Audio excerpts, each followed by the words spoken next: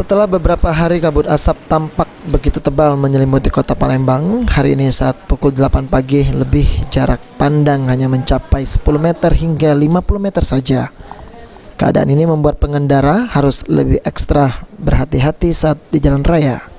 Dari pantauan tim PAL TV di lapangan, karena tebalnya kabut asap menyelimuti kota Palembang, beberapa bangunan penting seperti jalur light rail transit LRT, Gria Agung dan Ampera tak terlihat secara jelas.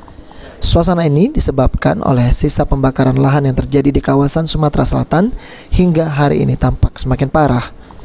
Selain jarak pandang yang terbatas, kabut asap ini juga membuat perih mata dan juga sesak nafas saat berada di luar ruangan.